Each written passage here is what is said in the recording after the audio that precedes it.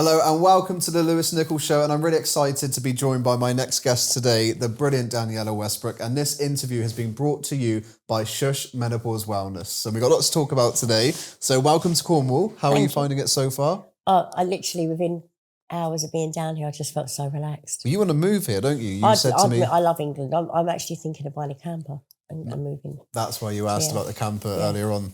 That's exactly right. So today's interview, we want to kind of talk about from the very beginning to where you're at now. So let's start with where your love of acting came from. Did you always kind of want to be an actress when you were growing up? Always wanted to earn lots of money. No, I know I've always wanted to act, and I've always done like school plays and stuff like that. So I've always wanted to be in acting and just went along from there. Well, you got into the industry very young with modelling. I mean, you modelled for some of the biggest brands at a young age. So how did that come about? Did your family kind of put you forward for those types of things? Yeah, my mum was a bunny girl, Playboy bunny girl, and she worked for the casino, for Hugh Hefner's casino in London, in Mayfair.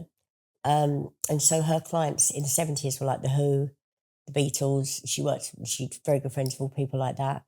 And she just knew people in that industry, and when campaigns and things come up, I'd go for auditions. And from there, I went to Saville Young. And from there, I just constantly worked. From the age of 7, I've just always been in front of a camera, whether that's photographically or on filming or in theatre. So Saville Young, for people that don't know, is like a theatre school and very highly regarded, as the best of the best. So what was your experience like there? Because I've seen you open up in interviews and you've spoke about it in the most fond way, but also you went for a lot at a young age in that industry as well. Yeah, I did. And that's much separately, the industry side of things is much separate to my experience of Saville Young's. My experience of Saville Young is one of the best times of my life. And I'm still very close friends with everybody I went to school with. So we are a very small family. So, it's a big school, much bigger school now. But a lot of famous people come out of Saville Young's. So Emma Bunton, Amy Winehouse. Wow. There's just so many different people that came out of Saville Young's, lots of big actors. And, everybody's done really well, really. Were you in there with anyone like... I was there with Emma Bunton. Amy's younger than me. Well, Samantha Janice, Letitia Dean, loads of EastEnders, loads of EastEnders. So you go from there and then you're working with Denise them. Out, and loads of people. So let's go with EastEnders, because that kind of changed your life, it's fair to say, because you joined the show as such an iconic character. So how did that come about? Because I saw that you actually appeared as like an extra kind of years previously.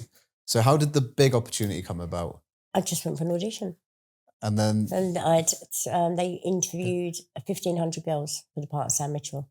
So 1,500 girls went up for the audition for Sam Mitchell, and I got the part. Over 3 months. Wow. You must have felt good. I mean, such a huge show, the biggest show on TV. Yeah, I think I'd worked a lot in the West End. I've done like loads of theatre in the West End and done Joseph and all different types of shows. I've done Annie. I've done all different shows in the theatre in the West End. So I was always working. Worked with a lot of big famous people. Worked with Bryan Adams, Freddie Mercury, the Queen, The Who. Worked with Paul McCartney. I've worked with quite a lot of people within the industry anyway.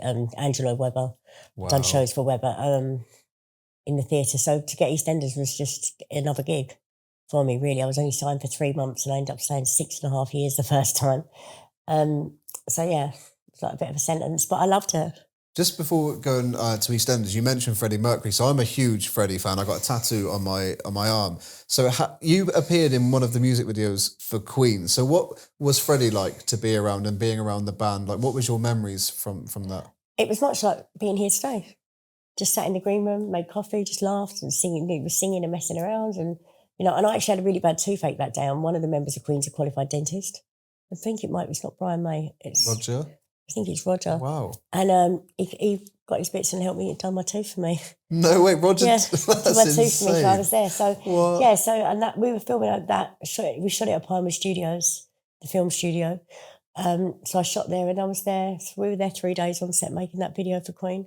That's incredible. You must look back now. Some of the names you mentioned, just iconic. Do you ever sit back, reflect, and be like, wow? Because when you're in that kind of bubble, I'm assuming it goes so quick, you don't get a chance to process or think. But now do you reflect and think, I've had a good time? I don't actually, really. I'm just writing my 3rd autobiography, and I'm writing there's certain things and memories, and then I think, wow, that was a nice little time in my life, and I've had some really good experiences. I've met some great people, and I'm very grateful for the journey so far. I'm very, very lucky. And I have a lot of support within the industry from people like that anyway, all the way along. So, yeah. Wow. Were your family always very supportive of, you know, supporting your dream in wanting to be an actress, wanting to be famous? Did they kind of do everything they could to make that happen for you? My dad hated it. And my dad passed away in January. My dad hated it. He just wanted me to ride horses and be like a normal gypsy girl. He didn't want me to be on the telly. He didn't want any attention, didn't like anything like that at all. But he was very proud of me at the same time. But my mum's always been hugely supportive. My younger brother's very supportive. I think, yeah, for normal 70s, 80s working class family, I think they did everything they could to make sure that I went to the school and I was happy. And, you know, like most families do, they just want the best for their child, work hard and, you know, make sure that our needs were met. And my needs were more than met all the time. I was very lucky growing up. Well, going back to EastEnders, obviously joining as Sam, when you first went on to the set and you met your kind of on-screen family, what was that like? Did you click straight away? Because it seemed you were very close. You know, when you see interviews and stuff, you and Barbara especially. Barbara didn't join for the first 11 years of me being there. So I was 11 years without Barbara. So the first 11 years, it was just me, Phil and Grant. Wow. So yeah, they'd already been there 3 years before me. So yeah, we clicked straight away. And I think because I had a big fat round face, I think that's really why I got it. Because I look like Phil Mitchell. And I think that's basically, you know, and we worked, when we read together and stuff, we bounced off each other well. And Sid and I plays Ricky. We had a great rapport from day one. So I think that played out on screen as well. That was the thing as well. You were involved in some of the most legendary storylines. When you sit back and you reflect now, for any EastEnders fan, it was huge, especially the love triangle, Ricky, Bianca, and Sam. So what was that like to be part of? Because it was in every magazine. It was so huge. Was that fun to just be part of that storyline? Yeah, and they were forever like the Nationals, like the Red Tops, like, you know, I don't have to say the name of the paper, but the Red Tops were forever hoping that they'd get some form of real life, you know, animosity. And they didn't find any because Patsy and I get on great and Sid and I get on great, and they were hoping that we'd fall out or we'd get drunk somewhere and have a tear up and have a fight. And we just didn't. I had the most fun filming in those love triangle stuff. We used to just laugh all the time. We had a great time. It wasn't like going to work. We just had fun. How old were you when you joined EastEnders? 15. So, you know, being involved in some really big storylines at such a young age, did that ever take its toll on you, just being centre and being given some kind of big stories? I think mentally, looking back now in hindsight, yes, I think when I look at it now, but then, no, I thought I'm, you know, 15, 16, 17, you think you can run the world, you know what you're doing. You don't need an adult. You don't need to be told anything. So for me, no, I thought at the time I was handling everything really well, but looking back now, I think I did deal with, because I dealt with the whole of modelling and being sexually abused and stuff on EastEnders when I was 16. Obviously, I'd only just gone through that in my childhood, being groomed within the industry. So now I look back on it, and now it affects me as an adult. If I watch something like that, I get a bit cringy. But back then, I just sort of was riding that wave, and it didn't bother me at all. But we're very well looked after at the BBC. You know, if there was any issues, you know, they get somebody in to talk to you, a therapist or whatever, if there's anything. And we are well versed in the fact of what our storylines are going to be 6 months before we even shoot them. So we're very, very, very aware of that. So it's not a problem. So, you know, when you were going through that at that time, did anyone on EastEnders know what you were going through personally? No, because I'd already gone through that and out the other side and then joined the cast. Wow. So, yeah, no, it's all good. I had a great time at EastEnders. I've got not one quirk with the BBC or my time at the show at all. So first time round, did you leave the show? Because I know I left. You left, and that was to do different projects. I left and joined ITV for 3 years to work with Timothy Spall on Frank Stubbs Promotes. Wow. What was Timothy Spall like? Because he's one of those now greats. A huge actor. He worked on Harry Potter and stuff. So, yeah, he played my uncle. I played his niece. No, he didn't play my uncle. I played his niece. It was his show. For 3 years, I went to ITV on a golden handshake deal. Ross Kemp went before me for about $4.5 million. I went for less than him. But yeah, I left the Beeb to go on an ITV deal. Well, the BBC came calling back because they needed Sam back on the show. When they came back and said, look, come back on, what were your initial thoughts? Were you excited to? Were you a bit hesitant? Which time are you talking about? So you left the first time and then they got you back. By that time I was quite ill by that time of addiction. Yeah. So I went back on that, and then I was excited to go back. I love the show. I love walking on the square. It just feels good. I love being Sam Mitchell because she's such a bitch. I just love playing her, you know. And she gets to sleep with all the hottest guys on the show, so it's fun. It just fun. You get to annoy all the other, all the other characters, not as yet actors, but the characters. You always end up in great big fights in the Vic and stuff. It's always about me, or about Sam. So it's always been great fun. Because you did, you went back, but then on one of the occasions you were then kind of dropped from the show I was from very ill. reports, and you're very unwell. When you went back on the set and you were battling addiction, did some of the cast members that you were close to kind of take you to one side and offer some kind of support? Because I mean, you were going through it and publicly going through it in the tabloids. I was literally dying actually at the time, and actually June Brown, who played Dot Cotton, she went upstairs to the governor and she said, something's got to give with this kid. I've watched her grow up, and you need to take her to one side. She needs to go to treatment. She's going to die. And, whoever the governor was at that time, I can't actually remember who was in charge then. They were like, no, she's on a short contract. We need this storyline knocked out. We need it done. It wasn't an issue. And I actually, about 3 weeks after that, I was filming the upstairs of the Vic, coming down the stairs to Ross, who plays Grant, and Peggy was at the doorway bit where you come in from the Vic. And I was coming down for him to do something. And as he was delivering his lines to Peggy at the bottom, I was waiting at the top of the stairs. It's got no upstairs. So you just go to the top of the stairs, then it's just like the drop over, because there is no real upstairs. And I came down the stairs. I got 3 stairs down. I just collapsed, passed out, stopped breathing. And Ross caught me. He just caught me as I fell. And they pressed the button from the box and just said, pick her up and make her work. That's horrific. I like, pick her up and make her work. We need to get this in the can. And Ross just had me in his arms and he said, oh, well, I'll stand down. The kid's ill. And Barbara came through. She said, I'll stand down. And then the camera guy, Dave, came round, who's been there 30 years. And he went, the whole crew will stand down. This kid needs an ambulance. And they got me. They had to shut the show. They had to finish the show there and then cut the scene. So everyone said, we will stand down if you do not get these kids some help. So they eventually put me to hospital. See, when you reflect on and that that's when they booted me out of the show, because I was being a liability. I cost them money. But when you think of it now and you look at the support that you get on TV shows now, do you step back and think, wow, to be going through that and said, we need the scene, to not have your kind of health put first, because that wouldn't happen now. Oh, God, no. I think, and actually, my company manager at EastEnders, Carolyn, who's been company manager from day one, she's been there, 40 odd years? What it'd be, if I was still at the show, I'd been there 38 years. If I'd have carried on all the way through, this would be my 38th year in the show. So, yeah, Carolyn's always said, you were the milestone, you were the marker. From that moment, everyone went, something's got to change. And now people have mentors, there's therapists on board, there's different things, like working hours, different things. For that to happen, that should never have happened, where they just said, pick her up and make her work. That was like, she said it was almost Victorian in its way. She said, so you were the marker. That was quite a big change for us at the Beeb.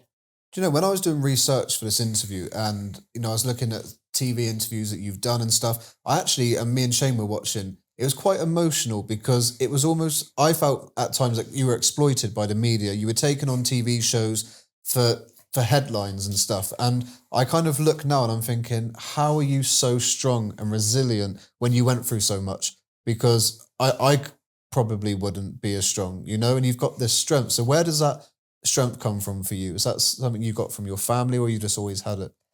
I just think I'm just determined to work. I'm determined to prove people wrong, and that's just who I am. It might maybe the person next to me wouldn't be so determined. That's just me. You come into this world on your own, you go out on your own. What you do in the middle is that's your, we've all got our own life story, our own autobiography. Make it a good read. You can finish it, or you could just stop it there, or you can carry on and just keep climbing. And I just keep coming back. And that's all I've done, is kept, like going back to AA meetings, keep coming back is the slogan. And I've just done that with my work and my life. I've just kept coming back. So, you mentioned earlier about, the abuse you went through, because I know that you had an issue with a gang and you were drugged, you were raped, and you spoke about this publicly. That sounds like the most horrific and scary ordeal. So how did that start and happen? Was it over a drug debt? That was over somebody else's drug debt, yeah, my son's dad. And he was out of the house, and they just came into the house and took me. And they took me away for 3 days, and that was it. And I came back, and it's not the sort of thing you report there and then to the police, and you just get on and get over stuff.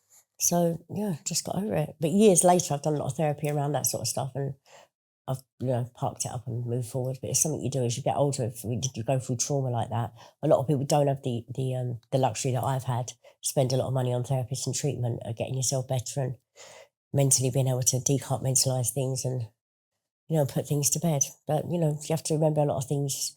We can't self-blame. We have to park it up, admit that problem, and then move forward and let the blame lie with other people. For a long time, with child abuse, for a long time, I was a keeper of other people's secrets.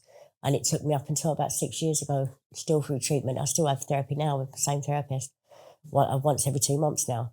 And she said, you don't have to be the keeper of other people's secrets anymore. You need to just get this out. Even if you get it out in this because you need to grow, it will hold you back. So the first page of my new book just starts with, can you keep a secret? Do you promise you won't tell? And that's when I talk all about abuse in that first part of the book, in the new book. Because that's how it all started for me. Can you keep a secret? And that's what it was. And we was all keeping this freaking secret, and now I'm an adult. I think I don't need to keep a secret. I can put that to bed and, it's not happening to me today. I'm very lucky. And we live in a society today where people can speak up and things do happen around it. We're very lucky. I don't work in an industry anymore that's run by abusers. But it was very much back that if you dare kind of speak out, you kind of, your career would be gone and a lot of threats. So how old were you when you first went through abuse like that 9. in the industry? Wow. That's 9 till I was 14. Have you ever, so now, you've got older and you've worked in the industry. Have you seen any of those abusers since when you were older? Yes. How was that experience for you? I went to do a show in Belfast on a chat show, and they tried to sit me right next to Jimmy Saville. And he was like, come here, Daniella, you know me, sit next to me. And I said, I wouldn't sit next to you if I was dying. So he was one of them? Yeah, he was one of them. And then another person who I won't name, another show, I walked in, sat down next to her. This is a woman, very high up in Parliament. They tried to sit me next to her, and I said, I can't sit next to that lady. She looked at me, she said, but I've never met you. I said, you've met me, and you know exactly where you met me. And she just said, excuse me, can I just go to the bath? She knew exactly what she was doing.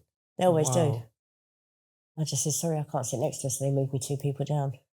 I was working with Jimmy Carr, I think, that day, and he was like, what the fuck's going on? But yeah, that was something completely different. Yeah, so you do get to bump into people along the line.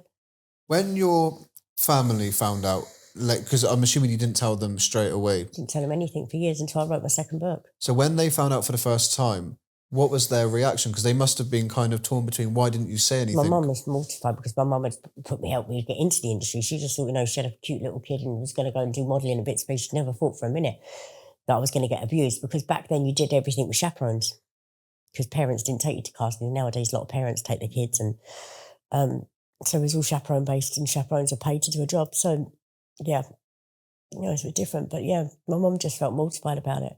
My dad actually had 2 mini strokes within about 4 months.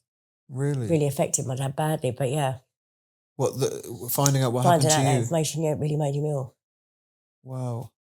That must have been hard for you as well, though, because you've just done what your therapist has said. And were you close to your dad? Very close to my dad, yeah. I'd rather not talk about it. Yeah, bless. Well, we're going to go back to, I want to talk about how it was all public, you were on the front page of the papers and everything. Yep. How is that press intrusion to deal with? Because I can name on one hand certain celebrities that I feel are always, Katie, for instance, the press hound them. How is that to deal with? I've taken myself out of that probably the last 7 years. I've just kept myself well out of the press. I'll be honest with you, back then I did everything wrong and deserved to be on the front page of every paper. And actually, if I'm honest, the picture of my nose and stuff is the reason why I'm still living, because I would have just carried on if that hadn't come public. So for me, and as much as I hate sometimes press intrusion, you can't invite press in and get paid to do paparazzi shots when it suits you and then have a bad time and then go, I don't want my picture, I don't want to work with you, when you earn a lot of money out of doing that. So there is 2 sides to every coin. And let's face it, that's what every celebrity does, gets paid to go on holidays, gets paid to have pictures done, tells them where they're going to be and stuff. So then when suddenly your marriage falls apart or something like that happens, or they find out you've got a drug addiction or you're having sex with somebody you shouldn't be or something, you can't suddenly turn around and say, don't stand outside my front door. Yeah. So it's a double-edged sword. But I think back in the 90s, especially when they were News of the World and things like that, where they hacked my phone and did a lot of stuff like that when I was with Brian Harvey and when I was with Robbie Williams, all our phone conversations were hacked. That's hugely intrusive. How did you first know your phone was hacked? Like, what were the signs? When I was arguing on the phone with Brian, it was all in the papers. Wow. I thought, how the hell are they getting this? He's in Germany, I'm here, I'm in my flat on my own. Mobile phones were so new then. We didn't even have the Snake game on it. We didn't have anything, didn't have cameras or anything. So I thought, how are they getting it? You wouldn't have thought it would be a telephone conversation. I was thinking, is my house bugged? Or, what's going on? Or is somebody, on his tour bus sailing something, and I just blamed him for everything, and it actually wasn't him. We were just hacked.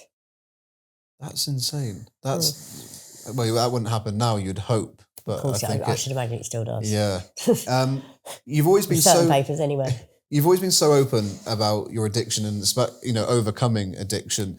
When was your first experience with drugs? Because I've seen multiple. In one interview, you said 14, but actually you said it was a lot earlier.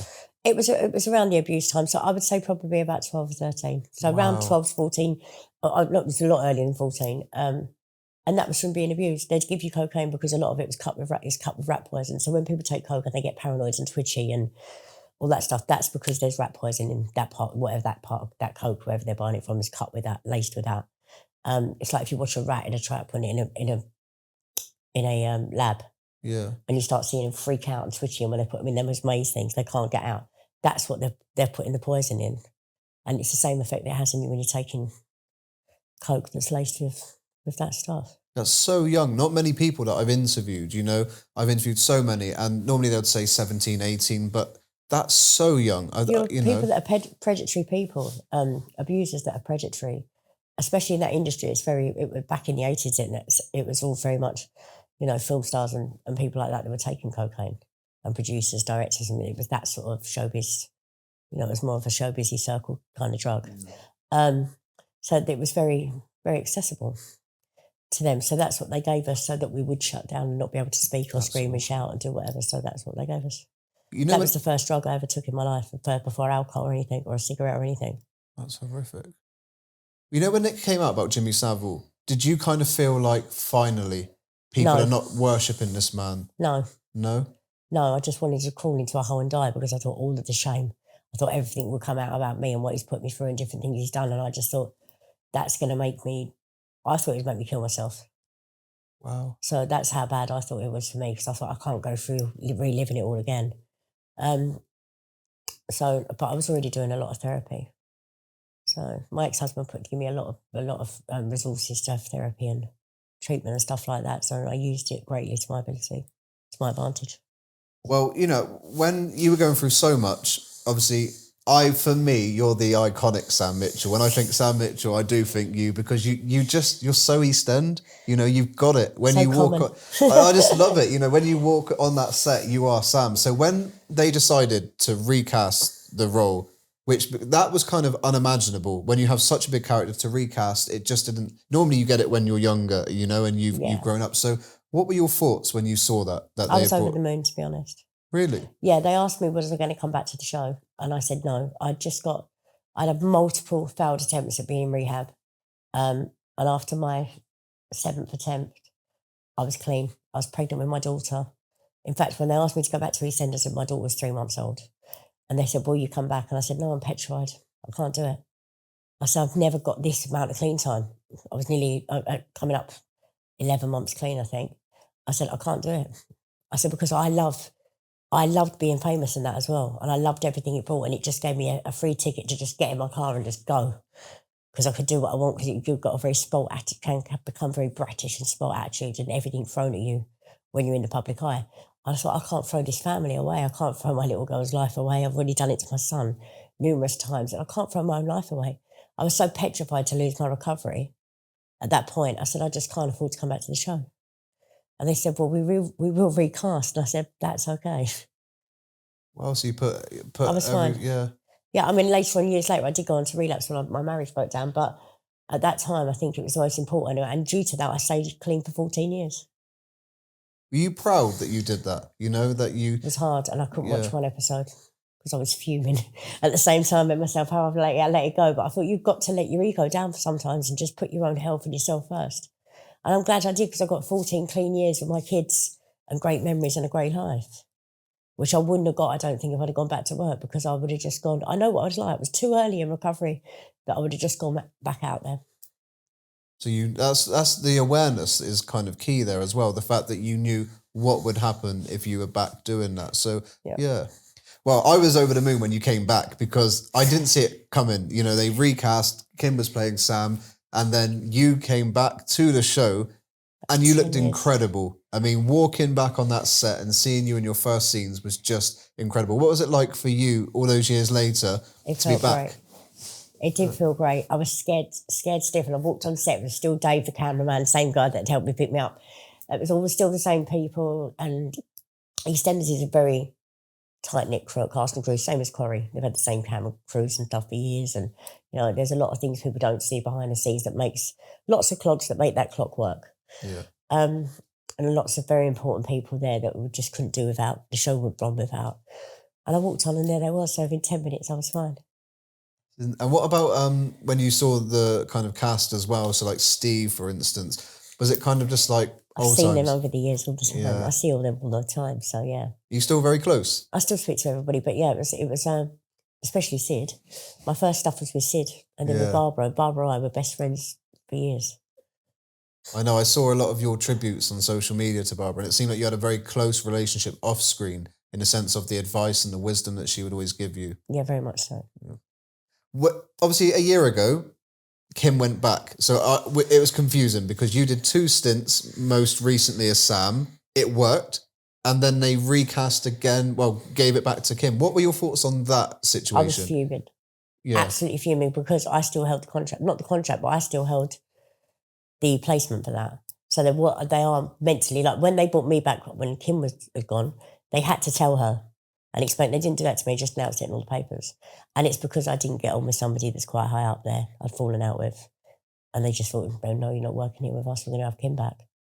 It was just like to stick a finger up at me, basically. And it is what it is. We're in every industry, you get bitchiness, and that's no different. If you were asked to go back to play Sam, would you do it? It would be hard for me to say no to it, I'll be honest with you, because I do love being Sam Mitchell. I do love it. And I would like to finish my character off and round it off and go in my own way. But it'd be very hard to go back without Barbara Windsor.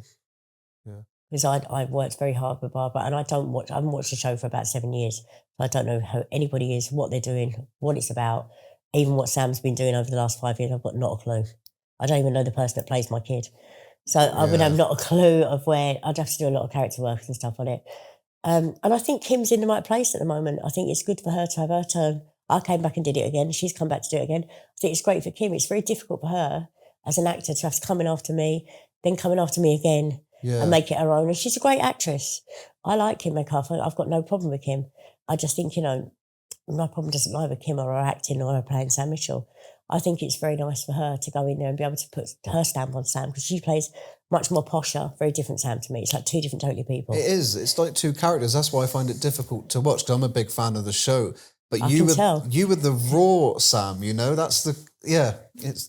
Yeah, but we all evolve and everything changes. So I think it's only healthy that she's in there doing it now. And I think she's, from all intents and purposes, the bits that I've caught for doing, I think she does a great job. I think she's great.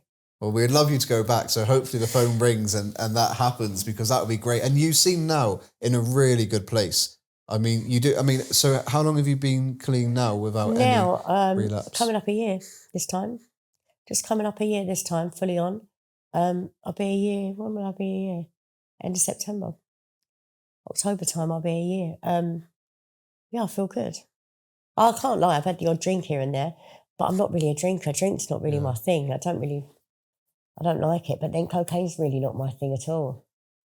It's what I go to when I have trauma. But I lost my dad, as I say, in January, and I never picked up. So I think I'm not out the other side. I'll never say I'm out the other side of it, because I will always be an addict until the day I die. But today I'm a non-functioning addict, which is great for me. But it is a program of one day at a time. I think to go through grief and still not go back there shows a lot of your growth and your strength, that you haven't gone back to that. I've got a good support network around me today in my family, which I didn't have before because of my using. My family's always been there. It was me that was lost, So, I've got a good relationship. My brother, a fantastic relationship. My son's my best mate, and my mum. And I'm very, very lucky. I've got good people in my life. I've got very, very few friends. My circle is smaller than a Cheerio, but I like it that way. I've got people in my life today that I know I can count on. I suppose that's another kind of lonely place as well, because when everyone wants to be in your life, you can't trust people. But like you said, now your circle's so much smaller, you probably trust every single person. You know? Listen, it doesn't matter what you do for a living or who you are. When you speak to people that are 50, my age and over, we all say the same thing. Yeah. We've all learned it by mistake, whether you're rich, poor, you know, whatever colour you are, whatever your race you are, whatever country you may live in, we all get to that point in life where we just go, you learn, you live life forward and you realise it backwards. That's just, somebody told me that a few weeks ago and I just love that sentiment. What I do want to talk about is obviously high profile relationships, you know. No footballers, please, I can't do with losses. Talk about, obviously, Brian Harvey. That was kind of the first really big power couple for you in that the you know the about press. anyway. Oh, really? I'm not saying about anything. How did you meet Brian? And what was it like when you initially met? God, you're talking about 30 years ago. Over 30 years ago. Yeah, it was all right. He's all right. It's hard to talk about Brian because he just goes on and rants about me and he's he's got a lot of mental illness. So I really try and sort of back up from talking about Brian because I don't want to be the cause of any of his downfalls. Yeah. Because he will go on and rant about me and then it will become all my fault. Wow, okay. But yeah, we had a great time together. We had fun and it just wasn't never going to be. So let's just park that question up. Yeah. Sorry. No, that's okay. I could have an argument, say, with my partner, for instance, and it's kept out of the papers. You know, a lot of us here, we don't have that kind of problem. Is that difficult when something so private is always out there for everyone to read in OK Magazine or The Sun or The Mirror? It is when your phone's being tapped. Yeah. Yeah, definitely. Yeah, it is. And I think back then, that's when they did used to follow you everywhere. Like I couldn't walk off, or not walk, fall out of a club, more so, without it being front page. To the point that even I was sick of it and I was the one that's causing the problem. But, you know, nowadays it's more people ring the people to be there. So that they're there, they stage arguments, they do a lot of things. A lot of things are set up. Wow. A lot of things are manipulated within the press these days. Okay. A lot of people earning money out of it. And you know, so whereas before it was just about the papers and things like that, now since phone hacking, they have to coincide with you. Hence why I've just stayed away from everything. Well, I've got to talk to you about, obviously, reality TV because you've done a lot. And the bit that got me was Celebrity Big Brother because that series will always be iconic. When you went into the house and you saw some of your fellow celebrities and housemates, what were your thoughts? Because there were so many different characters in there. I thought this is just going to be a walk in the park. Really? Easy. And it was a lot more tougher, wasn't it? It was easy. What? Easy. So let's talk about David's Dead because that... He is now. Yeah, that's the sad thing about it as well because it wasn't that long after that happened because he did a tour called David's Not Dead. Yeah, did you really? Yeah, just as he left the house. But that's kind of went viral. It was huge. Like, so the situation, obviously, Angie Bowie got some news that David Bowie had died. Caused a lot of confusion. And you were in the centre. I remember when you were in the garden. It's my fault, you know, I'm just like, it had to be my fault, didn't it? What went through your mind when you heard the initial kind of situation? Because it caused so much panic between everyone in the garden. Well, Chris Maloney and I were sleeping next to David. He was in the bed next to me. So I'm like, here, he was that close to me. And his drawer of his bedside table was like a counter of boots. He had every medication in because he was a poorly man. So when they said David's dead, I'm thinking, fuck, he's dead. Because we're not meant to have any contact with the outside world for that whole time. The last person I thought was going to be is David Bowie. She hadn't spoken to the guy. I mean, Angie hadn't spoken to him in 40 years. He took her son off her.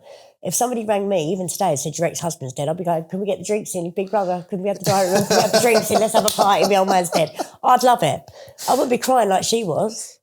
I just didn't see the irony. And then when I went David Bowie, I was like, well, what the hell is she crying for? Sorry to swear. What the hell is she crying for? Didn't get it. I just thought it was a bit of for her, a bit of something to give her, a bit of drama. But I just can't be asked a bit, to be honest. The bit that got me, and I shouldn't laugh, but was when people lifted the cover off the bed to check.